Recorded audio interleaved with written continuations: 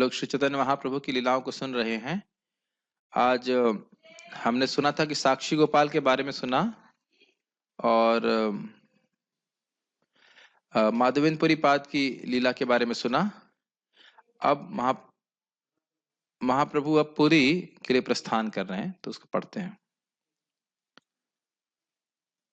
अब अगर आप जूम पे आवाज चेक कर लीजिए कि आवाज ठीक आ रही है कि नहीं। मेरे ख्याल से ठीक आ रही है। Okay, continue. ठीक आ रही है। So let's go forward. महाप्रभु यहाँ रात्रि भर रुके, यानी साक्षी गोपाल मंदिर में, और फिर उन्होंने पुरी के लिए प्रस्थान किया। रास्ते में नित्यानंद प्रभु ने उनका संन्यास दंड तोड़ डाला। अतः महाप्रभु उन पर ऊपरी तौर से कुपित हुए और अपने सभी संगियों को पीछे छोड़कर अकेले ही पुरी चले गए। अब ये एक स्वाभाविक सी बात है कि मुकुंदत्त, नित्यानंद प्रभु और एक और डिवोटी थे ना, नाम भूल रहा हूं अभी, 3 लोग महाप्रभु के साथ में थे संन्यास लेने के समय। और जब महाप्रभु जा रहे हैं तो एक दंडभागा नदी उड़ीसा में, उड़ीसा वाले कोई है क्यों भाई? दंडभंगा है ना, दंडभंगा नदी है, उसका नाम ही पढ़ा गया है दंडभंगा नदी। तो वहां पे नित्यानंद प्रभु ने महाप्रभु का संन्यास दंड तोड़ दिया। तो महाप्रभु आगे पूछे कि आपने मेरा दंड क्यों तोड़ दिया? तो ने कहा कि मैं डंडे पे खड़ा था सहारा लेकर के, और मेरे वजन को दंड सहन नहीं कर पाया और टूट गया। लेकिन वास्तविक रूप से नित्यानंद प्रभु के दंड तोड़ने का कारण क्या था कि महाप्रभु साक्षात भगवान हैं, परमहंसों के द्वारा भी पूजनीय हैं। उनके लिए इस संन्यास दंड को धारण करना की कोई आवश्यकता नहीं है। इस कारण से नित्यानंद प्रभु ने ये जगत में ज्ञापित करने के लिए, जगत को समझाने के लिए महाप्रभु का दंड को तोड़ दिया। तो आंतरिक रूप से महाप्रभु उनके भाव को जानते हैं। उस दरवाजे को बंद कर दीजिए, चांद आ रही मेरे ऊपर।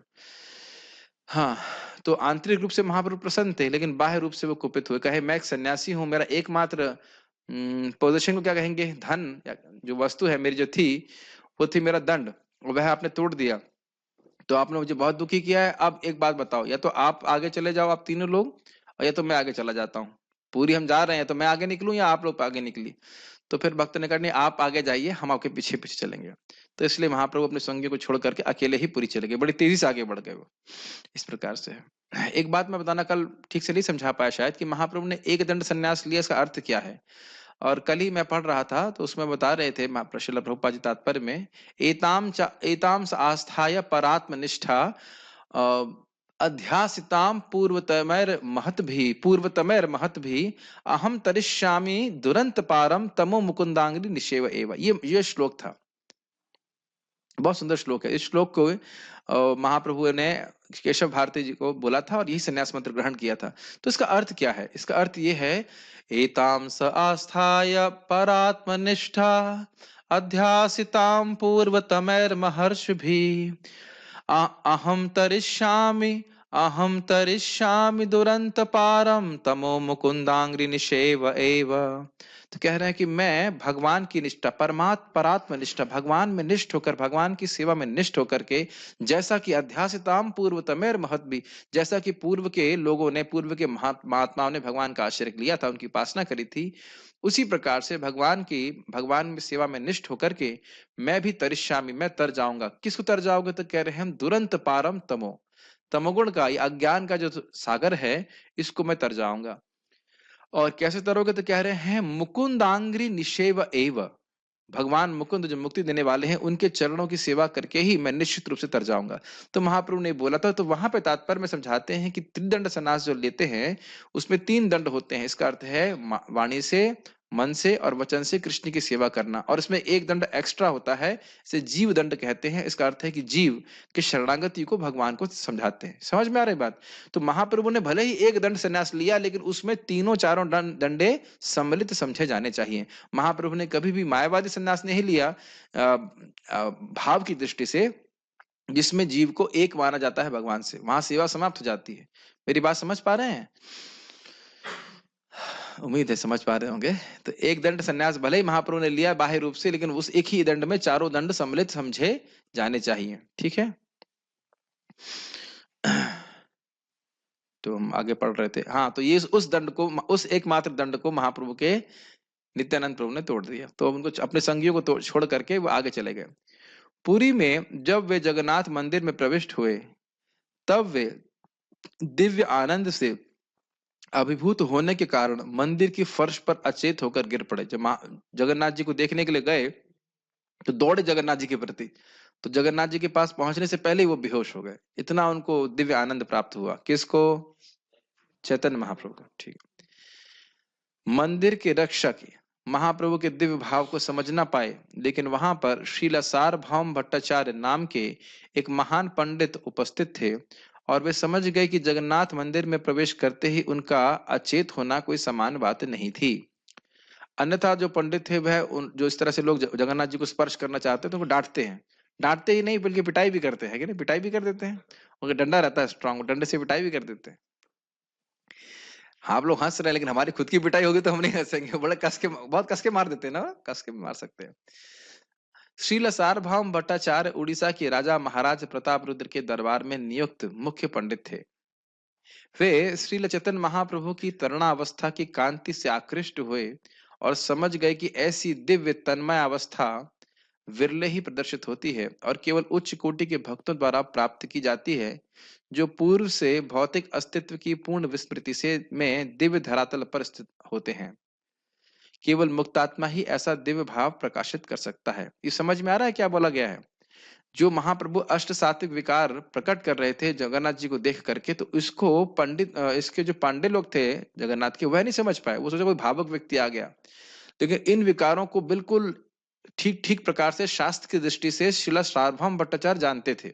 वो इतने महान थे कि सन्यासियों के टीचर थे तो वो गृहस्थ आश्रम में, लेकिन सन्यासियों को शिक्षा दिया करते थे। सोचिए कितने महान होंगे वो बृहस्पति के अवतार थे। तो समझ गया कि ना, यह जो विकार आ रहे हैं ये कोई भावुकता के नहीं है, अभी तो अष्ट सात्विक विकार के हैं, जो कि भावावस्था प्रेमावस्था में व्यक्ति को प्राप्त होता है, और भाव और प्रेम बहुत विरला होता है। इस कारण से ये जो भाव है, ये कोई जेन्युइन व्यक्ति है, ये फ्रॉड नहीं है। फ्रॉड मतलब ऐसी कथा में शब्द यूज नहीं करना चाहिए, मतलब फ्रॉड नहीं, धूर्त व्यक्ति नहीं है, भावुकता में नहीं कर रहा है, ये वाकई भगवान से प्रेम है, इस कारण से ये भाव उत्पन्न हो रहे हैं। एक बार ऐसा हुआ था कि यहाँ पे कोई व्यक्ति आया था मंदिर में प्रभुपाद जी के समय में, ऐसे लोटने लगा मंदिर में आकर। तो प्रभुपाद कहे, जहाँ प्रभुपाद शांति थे कि दूर तक जाओ, जाके लात मारो उसको। लात मारे? प्रभुपाद बहुत बड़ा अपराध हो जाए। कहते मैं अपराध मैं ले लूंगा। अगर लात मारने पे भी उसका विकार बंद नहीं होता है तो समझ लेना कि वो शुद्ध भक्त है।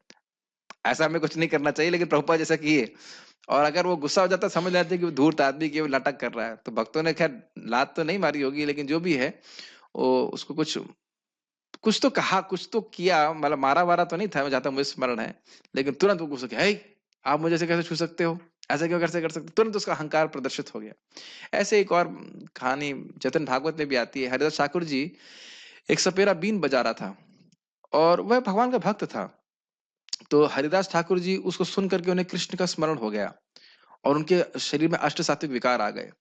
तो वो सपेरा बीन बजाकर रुक गया और उनकी आदर करने लगा, उनका पूजा करने लगा। तो एक ब्राह्मण ने देखा, अच्छा बस इतना ही करना होता है, थोड़ा नाटक करना होता है। तो वो ब्राह्मण उसको देख करके उसकी बीन बजा, फिर से जब सपेरा बीन बजाने लगा तो वो भी ऐसे ऐसे नाचने लगा और विकार करने लगा। उसने दिया लाठी, धम्म से मारा उसे कस के। कुछ लगता है हाय हाय हाय, अरे उसको आप ना सम्मान करते हो, मुझे मारते हो। कहते अरे तुम धोखेबाज हो। वह सच्चे वैष्णव है हरिदास ठाकुर जी, उनके जो अष्ट सात्विक विकार आ रहे हैं वो असलियत में है। तुम्हारे जो विकार है वो सब केवल दिखावे के हैं। थोड़ा समझ लेना चाहिए कि होता क्या है ये अष्ट सात्विक विकार। जब हृदय में भगवत प्रेम होता है और वह प्रेम हमारी जो 9 प्रकार की प्राणवायु होती है ना, उससे मिलता है। 9 होती है, 8 होती है, 10 प्रकार की होती है, लेकिन खैर जो भी है, इतना इतना मोटा मोटा मुझे पता है कि जब उस प्राण वायु के संपर्क में आता है तो अलग अलग प्रकार के विकार होते हैं। जैसे हमारे हृदय में भी काम विकार आता है और गलत सरद विचार आते हैं, तो उससे हमारे शरीर में भी विकार आते हैं, है कि नहीं? अष्ट राजसिक विकार कहिए, कुछ भी कहिए, अष्ट सात तामसिक विकार कहिए, कुछ भी कहें। लेकिन जब व्यक्ति शुद्ध सत्व में स्थित होता है, भगवान के प्रेम में स्थित होता है, तो प्रेम के भाव जो मन में उत्पन्न हो रहे हैं वह जब प्राण से मिलते हैं तो फिर वह अलग अलग प्रकार के अष्ट सात्विक विकार शरीर में प्रस्तुत करते हैं। तो यह महाप्रभु तो खैर स्वयं भगवान ही है, तो यहाँ पे वह अष्ट सात्विक विकारों को प्रस्तुत कर रहे हैं। तो इसलिए वो समझ गए। कौन समझ गए? सार्वभौम भट्टाचार्य जी। ठीक है, इसलिए उन्हें निषेध किया कि नहीं, इनको आप नहीं मार सकते। श्रील भट्टाचार्य महान विद्वान थे। अतः वे अपनी जानकारी के दिव्य साहित्य के प्रकाश में इसे समझ गए। क्या समझ गए? आपको समझ में आया? महाप्रभु के विकार थे, वो जेन्युइन थे, वो बोनाफाइड, वो प्रमाणिक थे, वह कोई भावुकता में नहीं कर रहे थे, ये समझ गया। अतएव उन्होंने मंदिर के रखवालों से कहा कि वे इस अज्ञात सन्यासी को कोई विघ्न न पहुंचाएं। उन्होंने महाप्रभु को अपने घर में ले चलने हेतु कहा, जिससे मूर्छित अवस्था में आगे उनका निरीक्षण किया जा सके। महाप्रभु को तुरंत ही श्रील सार्वभौम भट्टाचार्य के घर में ले जाया गया। उस समय श्रील सार्वभौम भट्टाचार्य सभा पंडित अर्थात राज्य की ओर से संस्कृत साहित्य के प्रमुख होने के कारण अत्यधिक सत्ता संपन्न थे। ब्राह्मण थे लेकिन बहुत दान मिलता था राजा की वजह से, बहुत धन था। वे भगवान श्री चैतन्य के दिव्य भावों की सूक्ष्म परीक्षा करना चाहते थे, क्योंकि कभी कभी धूर्त भक्त अबोध जनता को आकृष्ट करने और उनसे लाभ उठाने के उद्देश्य से भौतिक रूप से अद्भुत भाव विकारों की नकल करते हैं। इसकी व्याख्या भी कर ही रहा था मैं, समझ रहा है ना? कोई लोग, बहुत लोग ऐसे करेंगे, यहाँ तक कि अपने शरीर का रंग भी बदल देते हैं, से रोने लगेंगे और बहुत सारी बातें करेंगे।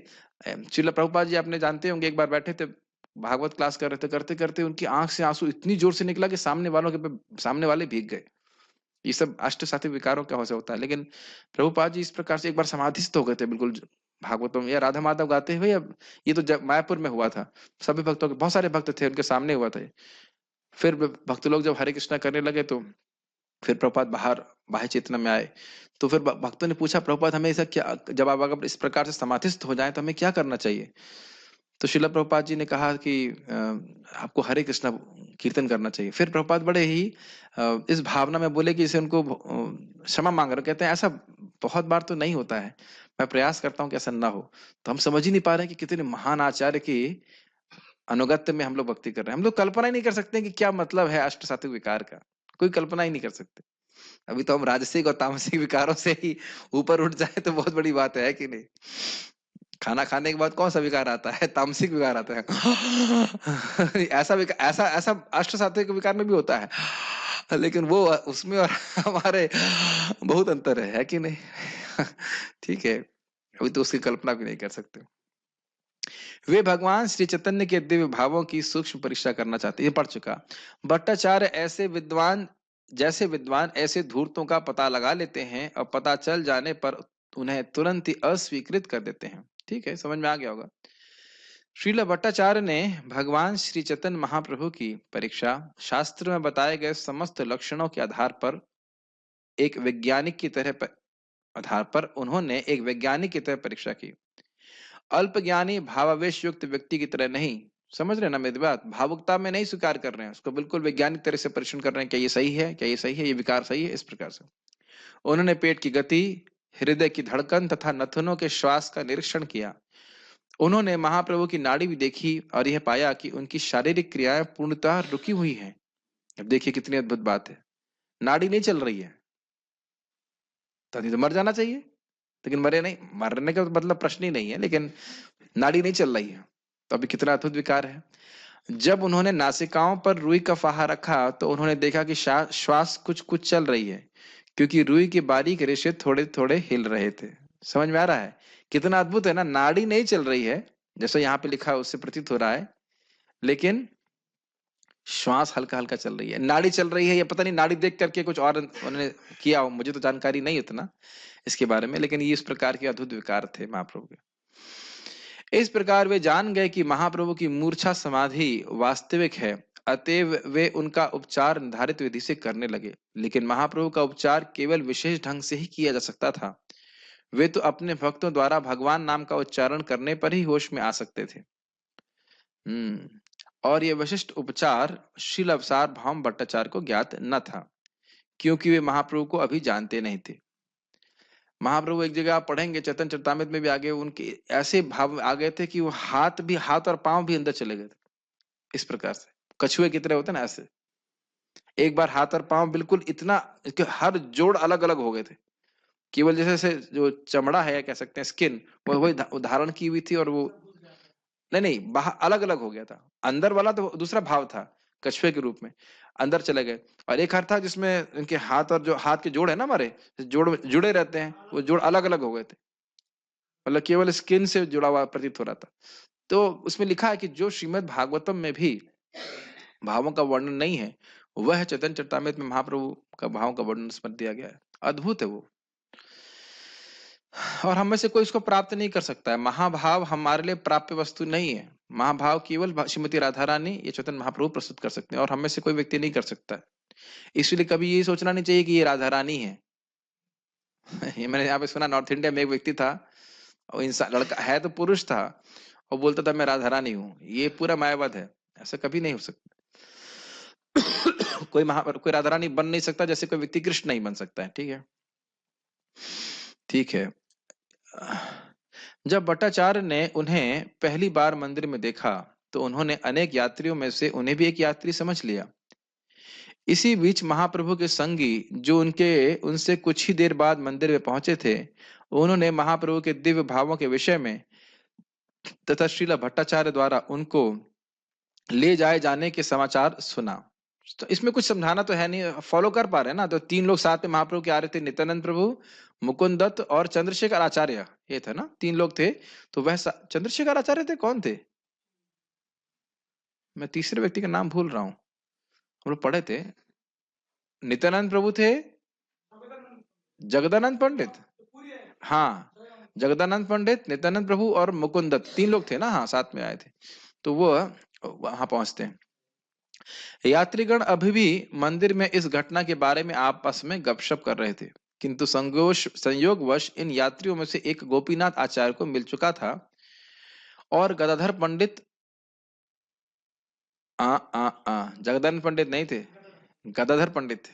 गदाधर पंडित, नित्यानंद प्रभु, मुकुंद दत्त, 3 लोग थे। और गदाधर पंडित गोपीनाथ आचार्य से परिचित थे। ये तीनों साथ में आए थे महाप्रभु के। अतः उनसे यह जानकारी मिली कि महाप्रभु श्रील सार्वभौम भट्टाचार्य के निवास स्थान पर मूर्छित अवस्था में पड़े हैं। ये बात समझ में आ रही है? गदाधर पंडित जी गोपीनाथ आचार्य जी से जानते थे, और गोपीनाथ आचार्य वहां के यात्रियों से मिले थे, तो उन्होंने बताया गोपीनाथ आचार्य जी को कि महाप्रभु सार्वभौम भट्टाचार्य जी के इसमें, और गोपीनाथ आचार्य जी सार्वभौम भट्टाचार्य के साले हैं। और गोपीनाथ आचार्य जी को गदाधर पंडित जानते थे, तो गदाधर पंडित जी महाप्रभु के पीछे पीछे आ रहे थे। तो इसमें उनको मालूम चला कि महाप्रभु कहाँ पे हैं। समझ में आ रहा है? किसने किसको क्या बताया? यात्रियों ने किसको देखा? हाँ, यात्रियों ने किसको देखा? यात्री कृपया ध्यान दें, किसको देखा यात्री ने? कथा में है ना, बाहर चले गए। यात्रियों ने देखा था महाप्रभु को, नहीं, यात्रियों ने महाप्रभु को देखा था। और उसके बाद और देखा कि महाप्रभु को सार्वभौम भट्टाचार्य जी का लेके गए। फिर यात्रियों से गोपीनाथ आचार्य जी मिले। गोपीनाथ आचार्य जी सार्वभौम भट्टाचार्य जी के साले हैं। ठीक है, गोपीनाथ आचार्य जी को गदाधर पंडित जी जानते हैं। गदाधर पंडित, नित्यानंद प्रभु और मुकुंद दत्त महाप्रभु के साथ में आ रहे थे पूरी महाप्रभु के संन्यास लेने के बाद। तो अब गदाधर पंडित जी गोपीनाथ आचार्य से मिलते हैं, तो गोपीनाथ आचार्य जी बताते हैं कि सार्वभौम भट्टाचार्य जी के यहाँ पे श्रीमन चैतन्य महाप्रभु हैं। स्टोरी समझ में आ रही है या नहीं आ रही? स्टोरी भी समझ में नहीं आ रही तो आज आप सोचिए, आज शिक्षाएं भी आने वाली हैं। बहुत दिन बच लिए, आप बहुत कहानी सुन ली आपने, शिक्षाएं भी आने वाली हैं। ठीक है ना? तो गोपीनाथ आचार्य कौन है? परशुराम। परशुराम तो दूसरी लीला में था, भगवान राम की लीला में थे। चलो कोई नहीं। तो गोपीनाथ आचार्य जी से बरसा। ठीक है, अतः उनसे जानकारी मिली कि महाप्रभु श्रीला सार्वभौम भट्टाचार्य के निवास स्थान पर मूर्छित अवस्था में पड़े हैं। श्रीला भट्टाचार्य गोपीनाथ आचार्य के साले थे। गदाधर पंडित ने मंडली के सभी सदस्यों को का परिचय श्रीला गोपीनाथ आचार्य से कराया, जो उन्हें भट्टाचार्य के यहाँ ले गए। किसने? एक बार फॉलो करिए वापस। गदाधर पंडित ने मंडली के सभी सदस्यों का परिचय श्रीला गोपीनाथ आचार्य से कराया। कौन सी मंडली? जो चैतन्य महाप्रभु के साथ में आ रही थी। क्या नाम था उनका? मुकुंद दत्त, नित्यानंद प्रभु और स्वयं वो गदाधर पंडित। जहां महाप्रभु आध्यात्मिक समाधि में मूर्छित पड़े थे। तब मंडली के सभी सदस्यों ने सदा की तरह श्री हरि के नाम का जोर जोर से कीर्तन किया। इससे महाप्रभु को पुनः चेतना प्राप्त हो गई। पुनः चेतना का थोड़ा समझना चाहिए। एक है एक समाधिस्थ चेतना थी, आंतरिक चेतना जिसमें महाप्रभु अभी हैं। वो मूर्छा तो बाहर से रूप से है, ऐसे बेहोश नहीं है। आप मेरी बात समझ रहे हैं? ये जो अष्ट सात्विक विकार का प्रलय है, ये ऐसा नहीं सोचना चाहिए कि बेहोश हो गया जिस तरह हम लोग बेहोश होते हैं। ये समाधिस्थ अवस्था है जिसमें केवल आप पढ़ेंगे महाप्रभु कृष्ण की लीला में प्रवेश कर जाते हैं, और जब हरे कृष्ण मंत्र होता है तो वो बाहर आते तो कहते हैं अरे मैं तो कृष्ण के साथ था, आप मुझे आप लोग क्या क्या बोल के मुझे बाहर लेकर के आ गए। बाह्य बाह्य चेतना, समझ रहे हैं, आंतरिक चेतना और बाह्य चेतना। तब मंडली के सभी सदस्यों ने सदा की तरह श्री हरि के नाम का जोर जोर से कीर्तन किया। इससे महाप्रभु की पुनः चेतना प्राप्त हो गई। पुनः चेतना का अर्थ समझ में आ रहा होगा। तब देखिए, इसीलिए इसीलिए ये सब जो बातें हैं ना, ये बड़ी एडवांस्ड हैं। और ठीक है सामने तो चर्चा कर ले रहे हैं, लेकिन समझ में नहीं आती बातें कि क्या हो रहा है। कई बार पढ़ेंगे तो थोड़ा थोड़ा समझ में आता है।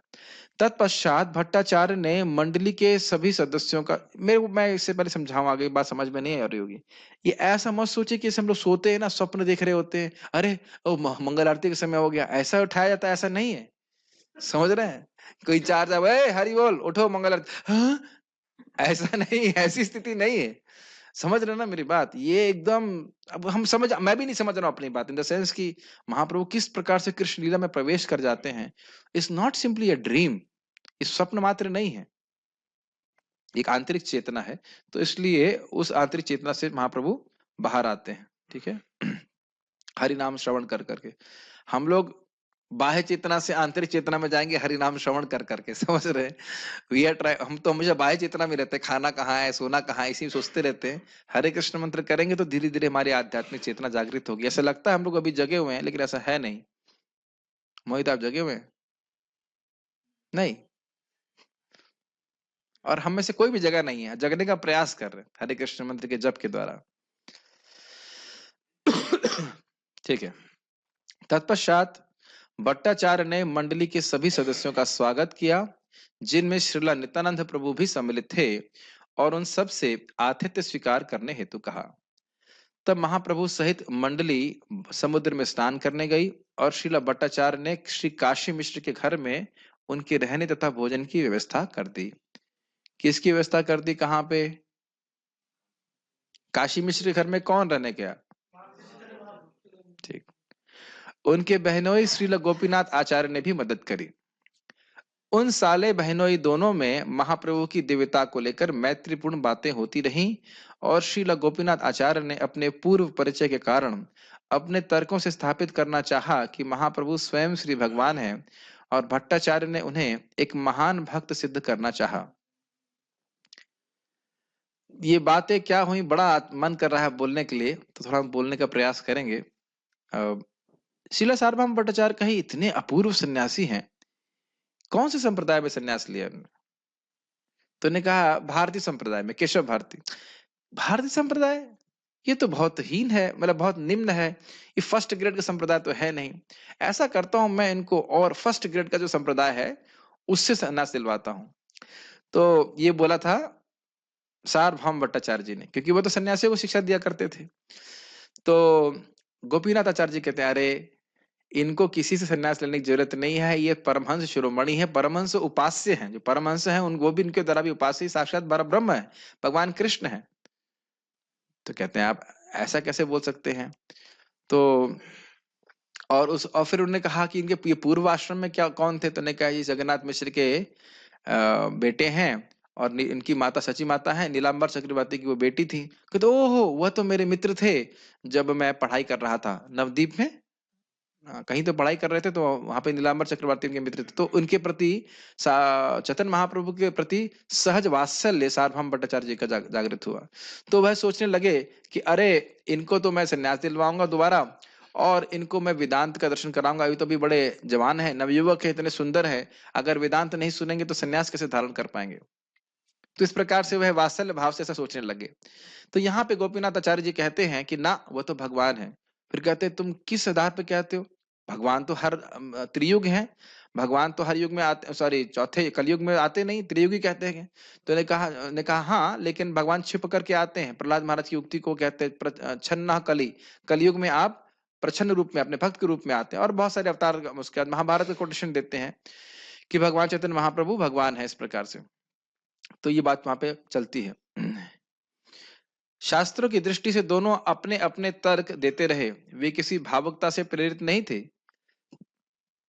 ईश्वर के अवतारों को प्रामाणिक शास्त्रों के आधार पर निश्चित किया जाता है, न कि अल्पज्ञ सिरफिरों के मतों से। इसको आप टीका में जब हम पढ़ाएंगे तो आपको मैं समझाऊंगा किस प्रकार से स्वरूप लक्षण होते हैं अवतारों के और तटस्थ लक्षण होते हैं, उसके आधार पर मुनिगण अवतारों को चिन्हित करते हैं। ऐसा नहीं कि किसी को भी हम अवतार कह देंगे। भगवान श्री चैतन्य ईश्वर के वास्तविक अवतार थे, किंतु सिर फेरों ने, सिर फेर मतलब जिसका सिर जो है वो घूम गया है, दिमाग उल्टा चल रहा है, ने इस युग में शास्त्रों का हवाला दिए बिना ही अनेक तथाकथित ईश्वर अवतारों की घोषणा कर दी है। लेकिन श्रील सार्वभौम भट्टाचार्य या श्रील गोपीनाथ आचार्य ऐसी मूर्खतापूर्ण भावुकता से प्रेरित नहीं थे। इसके विपरीत इन दोनों ने उनकी देवता को प्रामाणिक शास्त्रों के बल पर स्थापित करने या अस्वीकार करने का प्रयत्न किया। मतलब गोपीनाथ आचार्य शास्त्र के आधार पर प्रमाणित करना चाह रहे थे कि महाप्रभु परम सत्य भगवान कृष्ण हैं, और सार्वभौम भट्टाचार्य कह रहे थे ना, भगवान तो आते ही नहीं कलयुग में, ये बात बोल रहे थे। तो फिर उसके बाद वो गोपीनाथ आचार्य जी को थोड़ा गुस्सा होकर बोलते हैं कि तर्क और न्याय पढ़ते पढ़ते तुम्हारी बुद्धि जो है वो सूख गई है। ऐसा करके बोलते हैं गुस्से में कि साले बहनों में थोड़ा सा चलता है इस प्रकार से। और उसके बाद वो कोट करते हैं, प्रसाद लेशानुग्रहित एव हि जानाति तत्वम् अथापि ते देव पदाम्बुजद्वय प्रसाद लेशानुग्रहित एव हि जानाति तत्वम् भगवन् महिम्नो न न चान्य एकोपि चिरन विचिन्वन। तो ब्रह्मा जी की उक्ति को बोलते हैं, जो भगवान कृष्ण के संबंध वो कहते हैं ब्रह्मा जी की प्रार्थना में कि हे भगवान अथापि ते देव पदाम्बुजद्वय, हे भगवान प्रसाद लेशानुग्रहित एव हि, हे भगवान जिसने आपके दोनों चरण कमल है ना, उनके उनकी थोड़ा सा लेश मात्र भी कृपा प्राप्त की है, वह आपको समझ सकता है। जानाति तत्वम भगवान महिम्नो, आपकी महिमा को भगवान वो समझ पाता है। नाचान्य एकोपि चिरन विचनवन, और बहुत लोग बहुत विचार करते हैं समझ नहीं सकते। सार्वभौम भट्टाचार्य कहते हैं ठीक है, आप ये कह रहे हो कि आपके ऊपर भगवान की कृपा हो गई है इसलिए आप उसको समझ रहे हो, तो यह क्या प्रमाण है कि आपके ऊपर कृपा हो गई है और मेरे पे नहीं हुई है? तो गोपीनाथ आचार्य जी कहते हैं कि देखिए, भगवान श्रीमान चैतन्य महाप्रभु सारे भगवत्ता के लक्षणों से युक्त हैं और आपके घर में साक्षात विराजमान हैं, फिर भी आप नहीं समझ पा रहे हो कि वे भगवान है। इसका अर्थ है कि आप पर भगवान की कृपा नहीं हुई है। समझ में आ रहा है? देखिए, ये सब बातें ऑब्वियसली समझने के लिए उन लोगों के लिए आसान होगा जो कि चैतन्य चरितामृत पढ़ते हैं और इन लीलाओं से अभिज्ञ हैं। वैसे इच्छा तो होती है कि सामने रख करके एक एक श्लोक ले लेकर के डिस्कस किया जाए तो बहुत आपको सुख मिलेगा, लेकिन अभी तो हम लोग शॉर्ट में पढ़ रहे हैं। अब देखते हैं कैसे कैसे आगे भगवान की इच्छा होती तो मैं सोच रहा हूँ कि पूरा तो नहीं, लेकिन ऐसा कर सकते हैं कि किसी किसी प्रसंग को लेकर के चैतन्य चरितामृत से हम लोग पढ़ा सकते हैं। स्पेशली सार्वभौम भट्टाचार्य का उद्धार, ये बहुत स्वीट है, बहुत इंटरेस्टिंग है। ठीक है, समझ रहे हैं ना किस आधार पे? तो गोपीनाथ आचार्य जी कह रहे हैं आप पर कृपा नहीं हुई है, भगवान महाप्रभु आपके घर पे हैं और आप समझ नहीं पा रहे हो। अंत में यह पता चला कि भट्टाचार्य भी नवद्वीप क्षेत्र के रहने वाले थे और उनसे यह ज्ञात हुआ कि भगवान श्री चैतन्य के नाना, नाना का मतलब शची माता के पिताजी, श्रील नीलांबर चक्रवर्ती श्रीला सार्वभौम भट्टाचार्य के पिता के सहपाठी थे। इस रूप में तरुण सन्यासी श्री चैतन्य महाप्रभु के प्रति श्रील भट्टाचार्य में वात्सल्य उत्पन्न हुआ। श्रील भट्टाचार्य महाशय शंकराचार्य संप्रदाय के अनेक सन्यासियों के प्राचार्य थे। सोचिए, थे गृहस्थ लेकिन सन्यासियों को शिक्षा दिया करते थे। बताइए कितने महान होंगे, हम लोग कल्पना भी नहीं कर सकते। और वे स्वयं भी उसी संप्रदाय से जुड़े थे। स्वयं का मतलब हो गया ये सार्वभौम भट्टाचार्य मायावादी थे। अतः श्रील भट्टाचार्य चाहने लगे कि यह तरुण सन्यासी भगवान श्री चैतन्य भी उनसे वेदांत का उपदेश सुने, क्योंकि वो वेदांत का उपदेश सुनेगा तो वैराग्य में वो स्थिर रहेगा। इतना जवान है, इतना सुंदर है, कैसे वो वैराग्य को धारण कर पाएगा, ये उनको चिंता थी। शंकर संप्रदाय के अनुयायियों को समान रूप से वेदांती कहा जाता है, लेकिन इसका अर्थ यह नहीं है कि वेदांत अध्ययन पर शंकर संप्रदाय का एक अधिकार है। वेदांत का अध्ययन सभी प्रामाणिक संप्रदायों द्वारा किया जाता है, किंतु उनकी अपनी अपनी व्याख्याएं हैं। लेकिन शंकर संप्रदाय वाले सामान्यतः वेदांती वैष्णव के ज्ञान के बारे में अनभिज्ञ रहते हैं। इसलिए सर्वप्रथम लेखक को वैष्णवों ने भक्ति वेदांत उपाधि से विभूषित किया। ये कौन लेखक है? श्रील प्रभुपाद जी।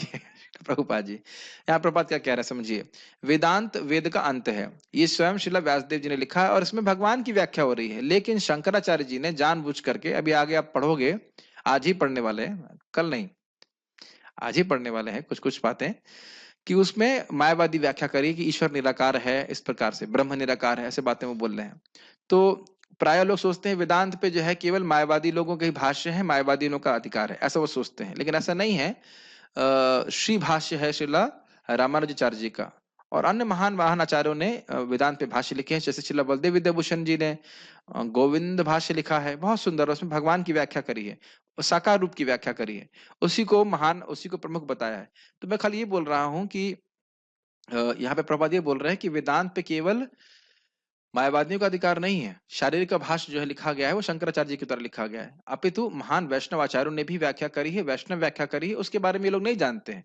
तो प्रभुपाद यहाँ बोले इसीलिए उनको भक्ति वेदांत उपाधि उपाधि से विभूषित किया गया, मतलब श्रील प्रभुपाद जी वेदांत के ज्ञान को भक्ति परक व्याख्या के रूप में जानते हैं, ये समझना चाहिए। आप लोगों को दूसरी फाइल भेजी गई है, अभी आप खुश मत होना कि 35 मिनट में क्लास समाप्त हो गई, ठीक है। सार्वभौम भट्टाचार्य का उद्धार, अब ये बहुत सुंदर है, देखते कहां तक पहुंचते हैं, लेकिन है बहुत सुंदर लीला। ये मेरी फेवरेट है, कई बार पढ़ने की इच्छा होती है, और इसमें बहुत सारी शिक्षाएं भी आएंगी, तो उसकी हम थोड़ी चर्चा भी करेंगे, फिलोसफिकल पॉइंट्स भी आएंगे। कहानी आपने बहुत सुन ली, अब मेरा मौका है थोड़ा कुछ चर्चा करने का, लेकिन अभी तो फिर भी कहानी चलेगी। कहानी मतलब कथा। महाप्रभु सार्वभौम भट्टाचार्य का उद्धार सबको मिल गया, ठीक है। महाप्रभु ने श्रीला भट्टाचार्य से वेदांत पर शिक्षा ग्रहण करनी स्वीकार कर ली, और वे दोनों भगवान जगन्नाथ के मंदिर में साथ साथ बैठे। अब देखिए महाप्रभु कितने नम्र हैं, ऐसा दिखा रहे हैं जैसे कुछ जानते ही नहीं है, वो साक्षात भगवान, लेकिन किस प्रकार से सार्वभौम भट्टाचार्य जी का उद्धार करने के लिए आए हैं। अब देखिए बड़े ही चतुराई से महाप्रभु उनका उद्धार करते हैं। भट्टाचार्य 7 दिनों तक निरंतर बोलते रहे और महाप्रभु पूरे ध्यान से उन्हें सुनते रहे और बीच में कोई व्यवधान नहीं डाला। महाप्रभु की चुप्पी ने भट्टाचार्य के मन में कुछ संदेह उत्पन्न कर दिया। हंसे भी नहीं जैसे प्रभु जी हंसे।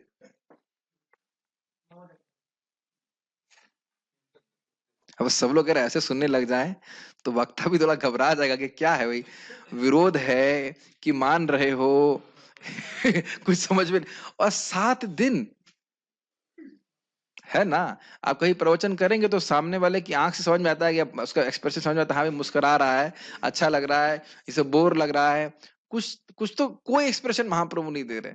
ये सब महाप्रभु भी कर सकते हो। और सोचिए 7 दिन मायावाद भाष सुने वो कोई ये, हम लोग तो जरा सा सुनते थे, हमें हमें नहीं सुनना, हमें नहीं सुनना, बिल्कुल सुनते नहीं, मतलब कोई बोल भी दे तो उसका नाम भी नहीं सुनना चाहते।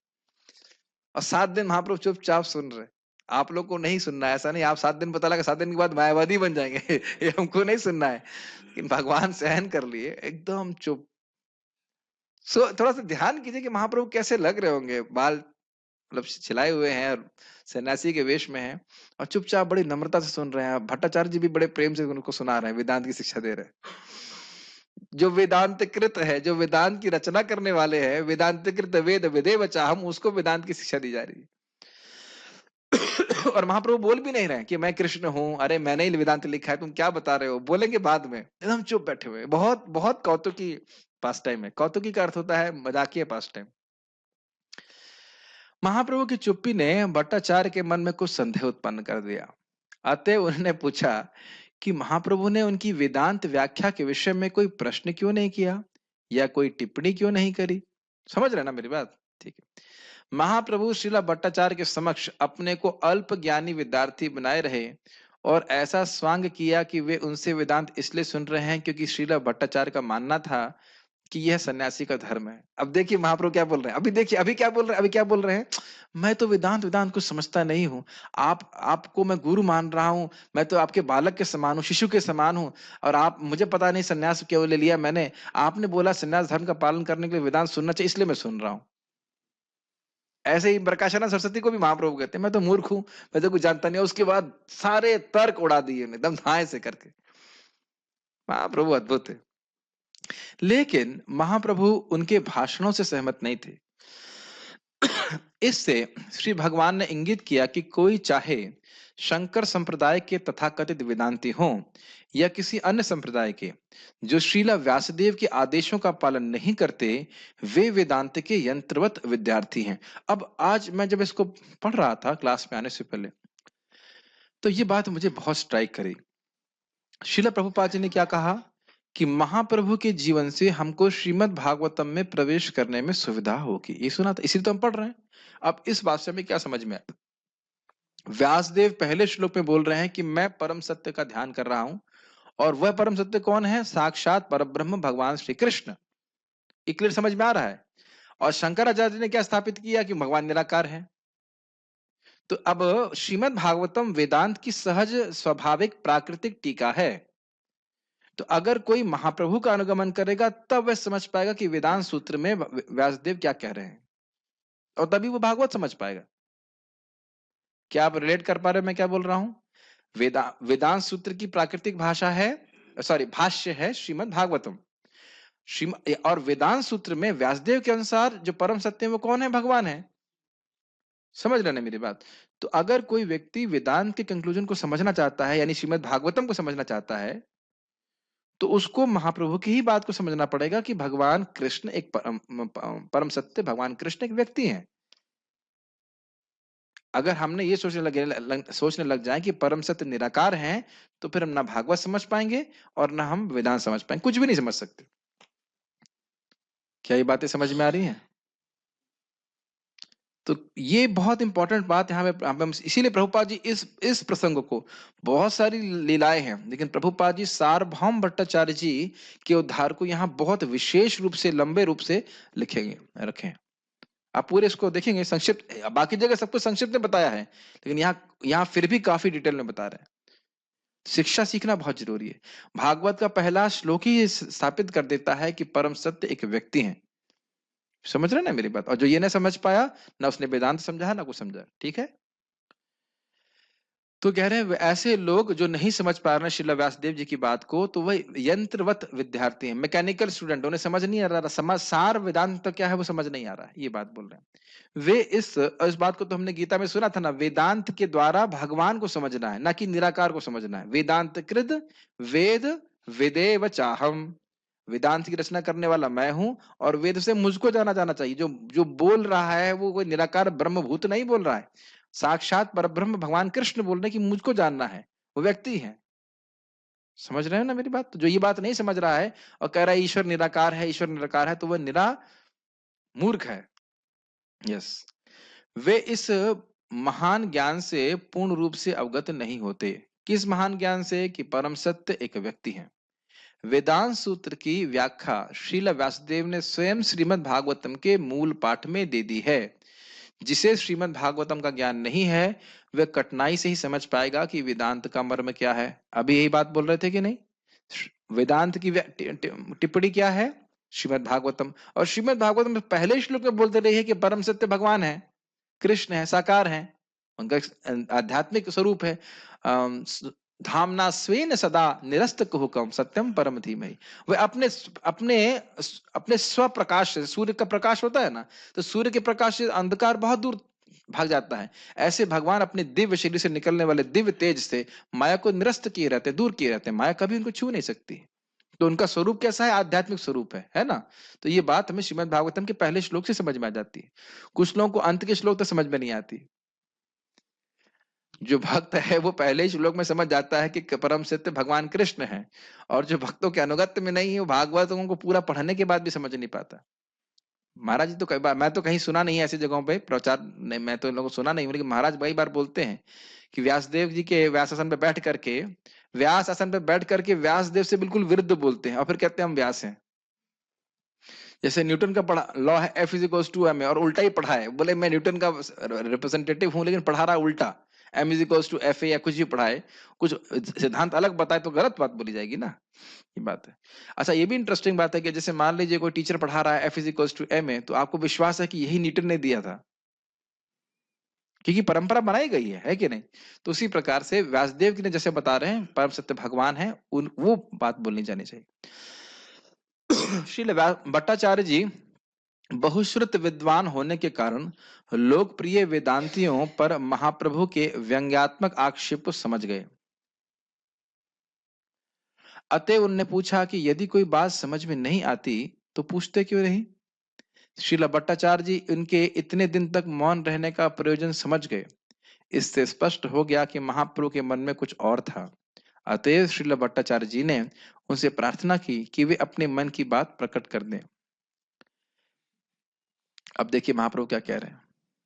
इस पर महाप्रभु इस प्रकार बोले, हे महाशय, मैं वेदांत सूत्र के जन्मादस्य यतः, यानी कि जिससे सभी का जन्म आदि होता है, ये अर्थ है, शास्त्र योनित्वात, तथा शास्त्र योनित्वात मतलब सब कुछ शास्त्र के आधार पर स्वीकार किए जाना चाहिए, तथा अथातु ब्रह्म जिज्ञासा, यानी अब मैं भगवान की जिज्ञासा करूंगा, भगवान के बारे में जानूंगा।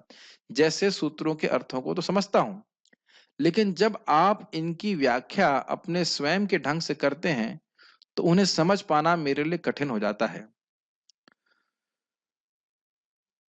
ये महाप्रभु ने केवल ऐसे ही नहीं कहा था। प्रभुपाद समराइज कर रहे हैं महाप्रभु एग्जैक्टली कैसे कहते हैं, बड़ा रोचक है। वो कहते हैं कि वेदांत सूत्र के श्लोक जो भी प्रभुपाद ने कोट किए हैं वह तो सूर्य के समान है, लेकिन आपकी जो व्याख्या है वह बादल के समान है जो सूर्य को ढक दे रही है। अब आपको इसमें कुछ लगा नहीं होगा, लेकिन सार्वभौम भट्टाचार्य जी के तो हृदय में एकदम धम्म से तीर लग गया।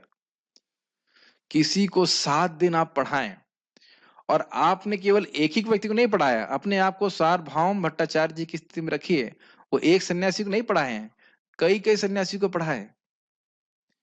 आप ही लोग देख लीजिए, कहीं पढ़ रहे हो, टीचर आप जो सबसे बढ़िया टीचर हो और वो पढ़ा रहा हो आपको, और वो पूरा सेमेस्टर पढ़ा दे, ये चलो कम से कम 7 दिन पढ़ाते रहे, सब कोई स्टूडेंट को एक्सप्रेशन ही नहीं दे, और बाद में 7 दिन के बाद बोले सर किताब की बात तो एकदम समझ में आ रही है, लेकिन जो आप लेक्चर दे रहे हो वह तो बादल की तरह ढक दे रहा है। तो कितना बुरा लगेगा बताइए। हम लोग कल्पना नहीं कर सकते, अगर मान लीजिए आप कहीं प्रवचन दें और कोई बोल दे प्रभु जी श्लोक तो समझ में आ रहा है लेकिन आपकी व्याख्या समझ में नहीं आ रही, इतना बुरा लगेगा, इतना बुरा लगेगा ना कि कोई आप, बहुत खराब लगता है। कभी कभी ऐसा भी होता है कि आप अच्छा प्रवचन दिए भी हैं, अन्य लोग अप्रिशिएट करें, कोई व्यक्ति बुद्धू होता है, उसको समझ में नहीं आता तो कहता है प्रभु जी क्या बोला समझ में नहीं आया, तभी बड़ा खराब लगता है। तो हम लोग तो कोई ज्ञानी है नहीं, और सार्वभौम भट्टाचार्य जी कल्पना कर सकते हैं गृहस्थ होकर सन्यासियों को शिक्षा दे रहे हैं, तो कितने बड़े विद्वान होंगे। और महाप्रभु उनको इतने प्रेम से बोलते हैं कि जैसे केशव कश्मीरी को बोले थे ना, याद है ना, कि ऐसे तो बहुत सारे दोष हैं आपकी कविता में, लेकिन मैं कुछ दोष गिनाना चाहता हूँ। ओ इतना उसको कष्ट हुआ था कि आप कल्पना नहीं कर सकते। ऐसे सार्वभौम भट्टाचार्य जी के हृदय पे एकदम पत्थर गिर पड़ा है कि नहीं। बड़ा ये बहुत अच्छा लगता है, इसको आप पढ़ेंगे मध्य लीला में, बहुत सुंदर है, बहुत सुंदर है। किस प्रकार से महाप्रभु बोलते हैं बादल सूर्य के समान है, लेकिन आपकी व्याख्या एकदम बादल की तरह सब कुछ कवर कर लिया। एक बार भूरिजन प्रभु प्रवचन कर रहे थे, बहुत अच्छा डिवोटी हैं, तो एक और सीनियर भक्त आशा शिला प्रभुपाद जी के शिष्य थे, तो वो क्लास के अंत में थोड़ा साइड में आए, तो भूरिजन प्रभु कहे कि Prabhu would you like to say some comments, तो उन्होंने कहा कि no no Prabhu ji you covered everything. तो प्रभु जी ने इसको चेंज कर दिया, yes yes everything was clear and I covered everything. मेरे एक्सप्लेनेशन से सब कुछ कवर हो गया, किसी को समझ में नहीं आया इसलिए आप कुछ कमेंट करिए, ऐसे करके जोक में बोल रहे थे गुरुजन प्रभु, समझे नहीं समझे, everything was clear I covered everything I just made it like that. तो खैर यहाँ पे बात बोल रहे थे कि आपकी जो व्याख्या है वो गड़बड़, और एक्चुअली ऐसा ही होता है। भगवत गीता की जो श्लोक हैं एकदम स्पष्ट है कि नहीं, लेकिन जो भक्त नहीं है वह भगवत गीता को तो कवर नहीं कर सकते, जो जो पाठक है उसकी बुद्धि को भ्रमित कर सकते हैं। बादल जो है सूर्य को कवर नहीं कर सकता है, जो नीचे है उसके उसको कवर करता है। तो टीका टिप्पणी जो भी होती है वह अनुवाद के अनुगत्य में होते हैं। आप देखिए प्रभुपाद जी की कोई भी टीका आप अनुवाद देखेंगे, अनुवाद के अनुगत्य में है, अनुगत्य समझ पा रहे हैं, ऐसा नहीं अनुवाद कहीं जा रहा है और जो तात्पर्य है वो कहीं और जा रहा है, ऐसा कहीं देखे हैं प्रभुपाद जी? कहीं नहीं है सर। अपितु प्रभुपाद जी इसको वर्ड मीनिंग भी रखे हैं, आप वर्ड मीनिंग को भी अनुवाद से मैच करा सकते हो। क्यों रखे हैं? अगर वर्ड मीनिंग नहीं हो तो आप बहुत सारी चीटिंग कर सकते हो, कुछ भी लिख दीजिए। हाँ जैसे अभी प्रभु जी बता ही रहे, मैं ऑलरेडी मैं बोलने वाला था कि यहाँ पे कॉलेज में आए, बोले यदा यदा ही धर्मस्य ग्लानिर्भवति भारत, श्लोक आप जानते हो, कहते हैं भगवान थोड़ा आते हैं, मैं और आप, हम मैं और आप आते हैं वो धर्म की स्थापना करने के लिए। उससे पूछो भाई धर्म की स्पेलिंग पता है तुमको? धर्म की कोई मतलब ही नहीं पता होगा, तुम स्थापना करोगे धर्म की? तो अब मान लीजिए, अब यही चीज अगर प्रेम कृष्ण प्रभु को 7 दिन सुननी पड़े तो स्वाभाविक कोई एक्सप्रेशन नहीं देंगे, और बाद में यही बोलेंगे भाई गीता का श्लोक तो सूर्य के समान है सर जी, लेकिन आपकी व्याख्या जो है वो बादल के समान है, ढक रही है एकदम। तो इसी प्रकार से वो बोलेंगे, स्वाभाविक सी बात है। तो ये गलत नहीं बोल रहे थे महाप्रभु, समझ रहे हैं? सूत्रों का प्रयोजन पूर्व से उन्हीं में वर्णित है, लेकिन आपकी व्याख्याएं उन्हें किसी और बात से प्रच्छन्न कर देती हैं, ढक देती हैं। आप जानबूझकर सूत्रों का सीधा अर्थ ग्रहण न करके अप्रत्यक्ष रूप से अपनी व्याख्याएं देते हैं। इसको थोड़ा समझना चाहिए। एक होती है अभिधा वृत्ति और दूसरी होती है गौण वृत्ति। कौन सी वृत्तियां होती हैं? अभिधा वृत्ति और गौण वृत्ति। जब शास्त्र में अभिधा वृत्ति क्लियर हो, एकदम समझ में आ रहा है, जैसे मान लीजिए मैं बोलूं कि ये क्या है, मोबाइल है, इसमें कुछ और आपको सोचने की जरूरत है? नहीं जरूरत है। अब मैं कहूं कि अगर मैं बोलूं ये मोबाइल है, मैं पूछूं ये क्या है, तो मोबाइल है। अब इसमें ये वचन कि यह मोबाइल है, इसको आप अभिधा वृत्ति में ग्रहण करोगे डायरेक्ट, इसमें कुछ डाउट तो है नहीं। भगवान कह रहे हैं कि मेरी शरण में आओ, इसमें कुछ एक्सप्लेनेशन की जरूरत है ना? भगवान की शरण में जाना है। सर्वधर्मान परित्यज्य मामेकं शरणं व्रज, तो कृष्ण की शरण में जाना है, कृष्ण की शरण में जाना है, क्लियर है। अच्छा, गौण वृत्ति हम कब लेते हैं? जब डायरेक्ट मीनिंग क्लियर ना हो। जैसे स्वामी जी का आश्रम गंगा जी में है, अब महाराज जी का आश्रम गंगा जी में है, इसका कोई मतलब है? गंगा जी में आश्रम हो सकता है? इसका अर्थ क्या है? इसका अर्थ यह है कि गंगा जी के तट पे है। अरे वो इंसान तो शेर के समान है, शेर के समान है, उसके बाल ऐसे निकले हुए हैं, शेर नहीं, वह तो शेर है यार, तू तो शेर है। अब शेर है का मतलब क्या है? उसका शौर्य शेर के समान है। तो अब यहाँ पे आप डायरेक्ट मीनिंग नहीं लेंगे, यहाँ पे आप गौण अर्थ लेंगे। मेरी बातें समझ रहे हैं? तो इन्होंने क्या कहा, वेदांत सूत्र की जो डायरेक्ट मीनिंग है, जन्मादि अस्य, तो उन भगवान से सब कुछ आता है, आप क्यों इस तरह की व्याख्या कर रहे हो कि ब्रह्म से आता है, इधर से आता है, उधर से आता है? तो गौण वृत्ति नहीं ली जाती है। जब शास्त्र के वचन को यथावत प्रस्तुत किया जाता है तो व्यक्ति को, उस व्यक्ति का कल्याण होता है। इसे कहते हैं अभिधा वृत्ति। अभिधा वृत्ति क्लियर है, कृष्ण की शरण में जाना है, आप बताओ कृष्ण की शरण में जाना है तो लोगों का कल्याण होगा, लेकिन घुमा फिरा के बताएंगे तो दिक्कत हो जाएगी। समझ में नहीं समझ में आ रहा तो कुछ बातें सुन लीजिए, अब आप जब चैतन्य चरितामृत पढ़ोगे तो समझ में आ जाएगा, ठीक है? इस प्रकार महाप्रभु ने उन सभी वेदांतियों पर आक्रमण किया जो अपने निजी स्वार्थ की पूर्ति के उद्देश्य से सीमित चिंतन शक्ति के अनुसार वेदांत सूत्रों की अपनी स्वयं की व्याख्या कलात्मक रूप में करते हैं। इसी की व्याख्या मैं भी कर रहा था ना, शब्द बड़ा क्लियर है, इस जगत के स्रोत हैं भगवान कृष्ण, लेकिन घुमा फिरा करके बातें करना चाहते हैं। मेन बात उनका उद्देश्य है कि भगवान को काटना है, भगवान का रूप को, धारणा को काटना है, खत्म ना, कृष्ण के स्वरूप को स्थापित नहीं होने देना है, ये बात बोलना है। ये उनका, और जब बात सत्य है और उसको झूठा झूठा बोलना है तो आपको 1000 तरह की बात बोलनी पड़ेगी। आप जानते हो कि एक क्या बोलते हैं, एक झूठ के पीछे बहुत सारे झूठ बोलने पड़ते हैं। एक सच को छुपाने के लिए 100 झूठ बोलने पड़े। हाँ, अच्छा बात हो गया। एक सत्य को, परम सत्य, एक परम सत्य को छुपाने के लिए बहुत सारे झूठ बोलने पड़ते हैं, तो पूरा झूठा शास्त्र है। यस, इस तरह का उनका मायावादियों का सिद्धांत इस प्रकार से। यहाँ पर वेदांत सूत्र जैसे प्रामाणिक साहित्य की ऐसी अप्रत्यक्ष व्याख्याओं की महाप्रभु द्वारा भर्त्सना की गई। तो यह भी हमें सीखना है कि श्रीमद् भागवतम की ऐसी टीकाएं कदाचित न सुने जो मायावादियों के द्वारा लिखी जाती हैं। यह भी हमें शिक्षा दे, बहुत इंपॉर्टेंट शिक्षा है, ये भी महाप्रभु की शिक्षा है। भागवत पढ़ो गिया तुम्ही भागवत स्थाने, एकांत आश्रय करो चैतन्य चरण। ये महाप्रभु कैसे बोल सकते हैं? ये तो कोई और बोला नहीं, यह जरूर बोले हैं, पहली लाइन जरूर बोले हैं, भागवत पढ़ो गिया तुम्ही भागवत स्थान है। ये बात ये उनको बोले थे रघुनाथ भट्ट गोस्वामी को, कि तुम घर पे रहो जब तक तुम्हारे माता पिता वैष्णव है, तुम्हारे माता पिता तक हैं, यहाँ पे रहो और भागवत पढ़ो। और वही बोले थे, भागवत पढ़ो गिया तुम्ही भागवत स्थान है, मतलब भागवतम को वैष्णव के मुख से सुनना चाहिए।